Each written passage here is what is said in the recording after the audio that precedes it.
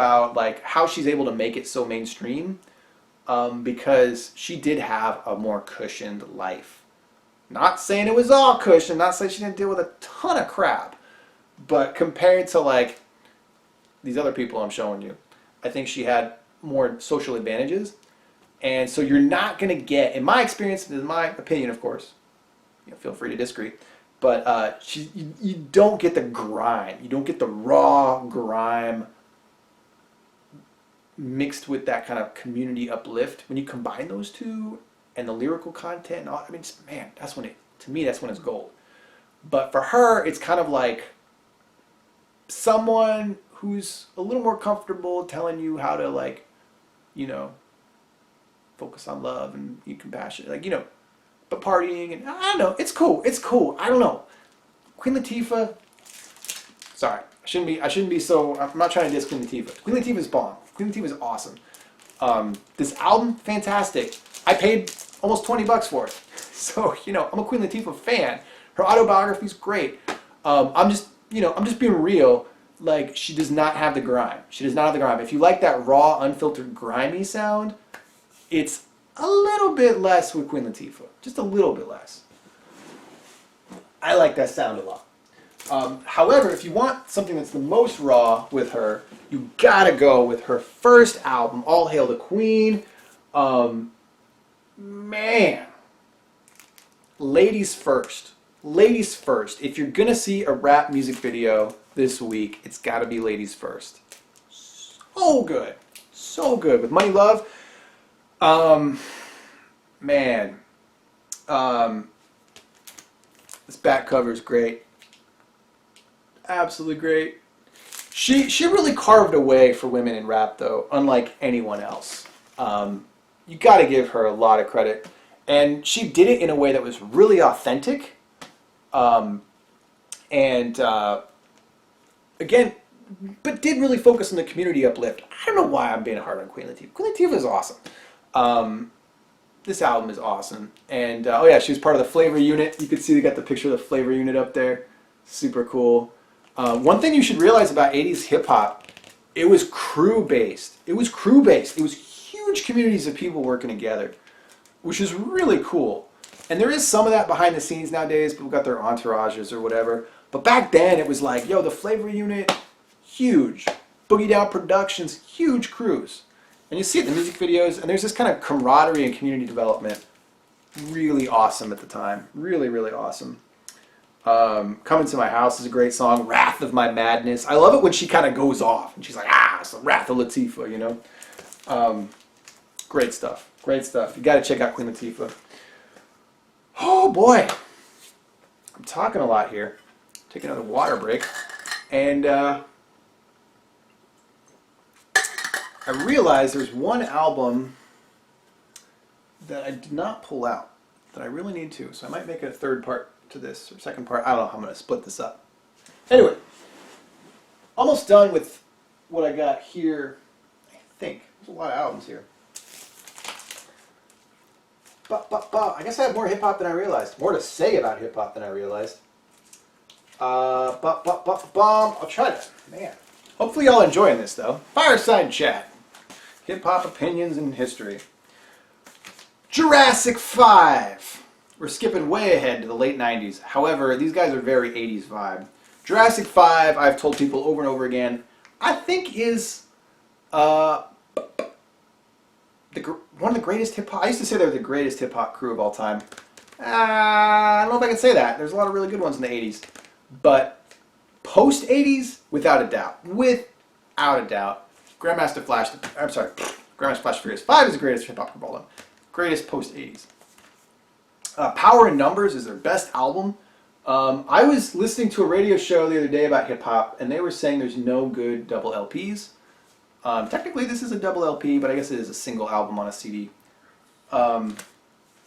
Jurassic 5 is awesome. Awesome, awesome. Socially aware, conscious, but not like preachy. Very fun, very kind of party, easy going. They have a way of talking about real issues, but making it really chill. Very poetic, sing-songy at times, but not too much. Not like getting a John Mayer cameo or whatever. If you only knew the trials and tribulations we've been through. Oh man, there's so many good songs on this album. High Fidelity is such a highlight. And forever we will forever be high fidelity, definitely switching the melody. Can it be the Casanova speech therapy that heavenly puts the flavor right where it should be? I mean, come on, man, who does that? Jurassic 5 does that. Acetate Prophets, After School Special. Some of us, oh man, if you got the power, get the power to fight, because some of us judge without knowing the man's in a. I mean, it's just like so good. Tuna Fish, of course, has this deepest voice of almost any hip hop artist you've ever heard.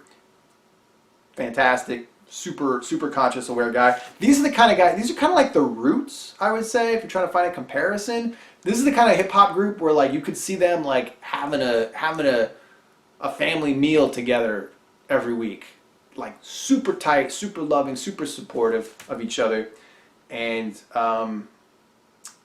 it's just dope. What's Golden is their biggest hit on this album. Super dope beat, super dope production. What can I say? You got to give props to the DJs, DJ Newmark and Cut Chemist. Oh, really good producers and DJs. Jurassic 5, by the way, it's 6 people. Boy, if I can remember everyone. Charlie Tuna. I'm already forgetting. Anyway, Charlie Tuna, Akil Soup, Cut Chemist, DJ Newmark. I'm sorry, forgetting all the members. Edit this part out. I love you, Jurassic 5. I'm just forgetful. But Jurassic 5 did a show in my area a few years back, and Charlie Tuna signed my album for me. I don't know if you can see that. It's kind of dark. But he was so nice. He was like, yeah, I don't want to mess up your shrink wrap on here. So he kind of like carefully signed it in there. And then he signed my my single as well. Bam! From Charlie Tuna. Improvise. So if you, I don't have their first album. I need to get it. Their first couple albums are definitely more raw. Definitely more street. Really fun. Lower production, kind of like polish, I guess you could say. Which is what Improvise is from their first album. And Concrete Schoolyard, I believe it's from their first album. Oh my god, you can email us at j5mc@aol.com. Sign of the times. Yeah, they signed with Interscope, that's right. This is 1999. And they started to break out like 97, 98, 99. But they had been together for decades, I think, before then. They have a lyric where they said, we've been rocking since the 84 Fresh Fest. So, they had a reunion in 07. Was it 07? No, it was 07 was when they split up. And then I think it was 2013 or something. They got back together. But they haven't put an album out yet. Fingers crossed, J5. We love you. Please, please make a new album. Their last album, by the way, I don't have. It's quite expensive. It's called Feedback. Oh, it's so good. It's so good, but it's like a $40, $50 album. I just have the single, For Gotta Understand, which, as I showed you, is signed. Feedback is Future Sound. Future Sound, man. Oh, dude, it's so good. It's so good. I believe that's Newmark on that one. DJ Newmark. Yeah, produced by Newmark. He upped his game so much for Feedback. As far as that more like glossier production sound, it hits though. It's really good stuff. So yeah, Jurassic 5, absolutely fantastic hip hop group. Quality control, captivate, party patrol, your mind, body, and soul. Was this their first? I don't know if this was their first hit, but Quality Control. And they have a lot of good like critiques of the industry and stuff, which is cool. And it's very easygoing. It's hard to describe. It's like very easygoing, chill. It's perfect. What you might call barbecue rap. It's the perfect barbecue rap album. Having a good time with your friends. Honorable mention to, I don't have one of their full albums, but The Far Side. Spelled P-H-A-R-C-Y-D-E. That took me a minute to look them up when somebody told me about them.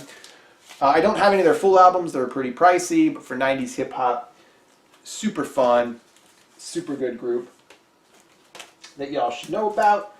Man, I got another Jurassic 5, The Influence. I got a lot of Jurassic 5 because Jurassic 5's the bomb. I am going to have to get some more records. I have a couple other records in the other room that I forgot about. I will have to make a supplemental honorable mentions. But can't talk about 80s hip-hop. I know I'm skipping around here to the 90s for a brief. But you can't talk about 80s hip-hop without Public Enemy, dude. Fear of a Black Planet. Holy fuck. This album, like, revolutionized hip-hop.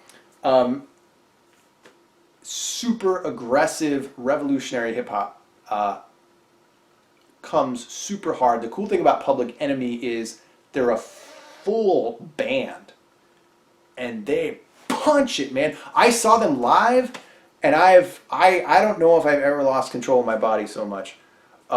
Dude, they are just, oh my God, is it aggressive, awesome sound. And so they reinvented what hip-hop could sound like, but then also infused it with super revolutionary Black Power kind of vibes, which is super cool. I appreciate. Definitely like some Black Lives Matter stuff well before Black Lives Matter.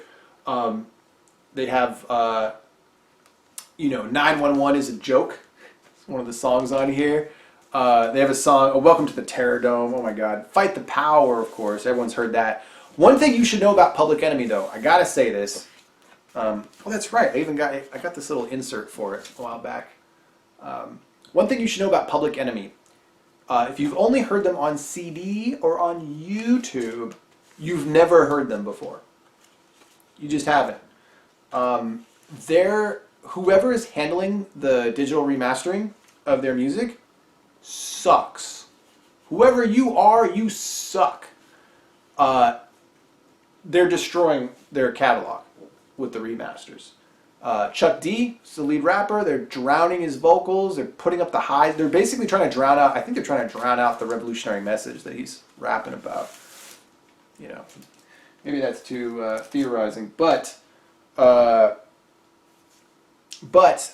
I did not like Public Enemy for a really long time because I'd only heard the digital remasters, and I was like, you can barely hear what the guy's saying. The music's kind of cacophonous. I'm not a big Hendrix fan, sorry, and it does have a little bit of a Hendrix vibe to it sometimes. But I forget where, but I finally heard an original CD or like an original tape or something, and then I was like, oh, this is really legit, and the bass comes in super hard. And actually, Chuck D talks about bass, but then they like destroyed the bass in the later version, in the digital remasters. Anyway, you got to get the originals. One thing I will say though, the vinyl lacks bass because they fit too many songs onto a single LP. So the grooves aren't cut deep enough. So this album, don't get it on vinyl. What you really want to do is I hate to say it, get the original CD if you can, or get a high quality rip of the original CD online. Or, I haven't opened it yet, but another option is you could get one of the repressed, I don't know if this is good, but I imagine it should be pretty good, double LPs, because these should have the bass and the deep cuts, my friend. I got this for Record Store Day, Black Friday, and haven't opened it yet because, like I said, I don't listen to a ton of hip-hop here on my own. I'll save it for a special occasion. I have a hard time opening sealed records, but I'm looking forward to it. And so yeah, Public Enemy is the most kind of Black Power hip-hop group you'll find. But it's not just shock value stuff. It's not, I would put them way above somebody like Immortal Technique, who I think focuses, sorry fans, too much on shock value. Public Enemy is super raw, super original. Nothing quite like them either. Great stuff. Great stuff. And another kind of a hidden gem a bit is, in the same vein, is, this is a totally messed up album cover because of the stickers somebody put all over it. Professor Griff and the Asiatic Disciples. This is also one that's really coming hard on the Black Power vibes in the late 80s, which is really cool. It was a really cool time. There's the life side and the deaf side. The deaf side starts with Rap Terrorist. So, you know, they were not pulling any punches on this. Tons of like kind of African diaspora hip hop connectivity going on, which is really cool. Yeah, I mean, just that back cover of the crew, I think, kind of says it all. Pretty cool stuff. Pretty cool stuff. And I think there's like some ties. I could be wrong about this, but I wouldn't be surprised if there was like some Nation of Islam kind of ties going on there. And of course, though, you got to say, anytime you mention Nation of Islam, do not condone anti-Jewish crap. There is some anti-Jewish crap, which, by the way, I think is part of some sabotage in the Black Power movement. I think the government has worked to infuse that movement with anti-Jewish stuff, which is really sad. Really sad. Yeah, support all ethnicities, all races. Civil rights is an umbrella. Everyone gets supported and equality. But yeah, I think for me, I'm able to separate. You know, no, don't support that anti-Jewish stuff. Do support the Black Power, you know, movement and the sovereignty and right to self-determination. Right, people can decide their own lives. You know. Boy, getting tired here. Got a couple more though. Good tired talking about great records. You might recognize some of these. Real quick, Grandmaster Flash and the Furious Five. I got a couple more of their albums. This one's actually sealed. Boom Bap Badoom Bap Bang. This they got like a little gunshot thing, fake gunshot thing going on here. I don't think that's the title. Is the title of this album Badot Boom Bang? I don't think that's the title of this album. I think this is what is this? What is the title of this album? I feel weird now because I forgot what the title of this album is. Anyway, maybe that is the title. This has that's right. So funny story. Or maybe not funny. Interesting. Grandmaster Flash pissed off all the rappers that he was working with because he wouldn't give them enough credit in the titles and stuff. And he was getting all the credit. And eventually what happened, there was a big split in the mid-'80s. And Grandmaster Flash found his own crew of like look-alike, sound-alike Furious Five copycats. And I believe this is what Melly Mel's song Step Off is about when he's talking about, he's dissing somebody pretty hard. I think he's dissing Flash. But this is the copycat crew, and you might think, well, that's dumb. But actually, because that era was so solid, they made some great songs and really original stuff on this album. Big Black Caddy is pretty fun. You can guess what that's about. Bust This. I mean, Grandmaster Flash was top of his game. So the DJ cuts and stuff on here are absolutely fantastic. But the one that really seals the deal for me on this, and boy, I need to open this. This is starting to warp, I think. The House That Rocked. If you imagine Thriller as a rap song, House That Rocked. It's the best Halloween rap song you've ever heard. It's super funny and super cool. And yeah, I love it when there's like something I've never heard anything like that before. And it's really fun. Kid Named Flash is great. This has got some bangers, you know, just like some really fun stuff that it's a good time kind of album.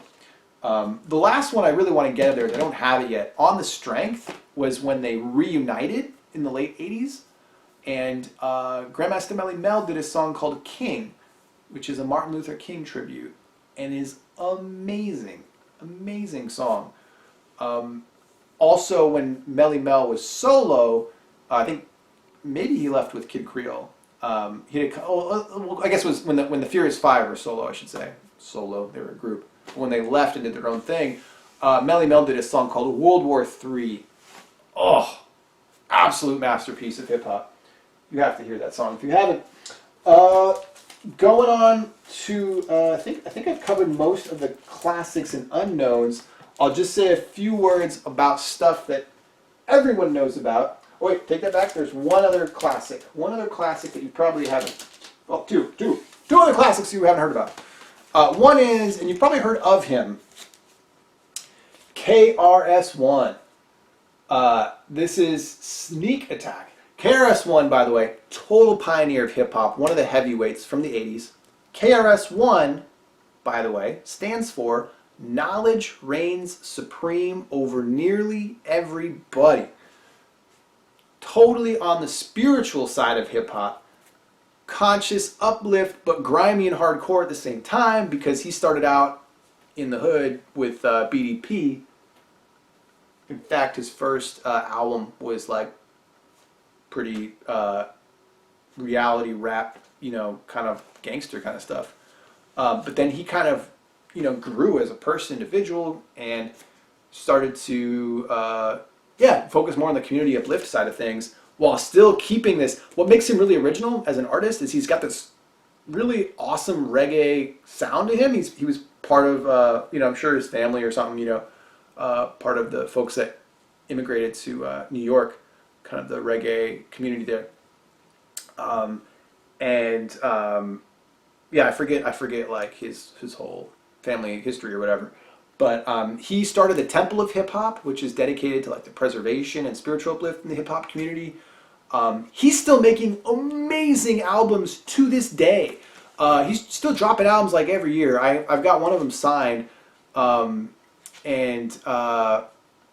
can I say, man? You got to go to his website. You got to buy his new stuff. You got to support KRS-One. He is the bomb. And so in a very brief moment in the 90s, he started to sell out. He did this song with a Madonna sample.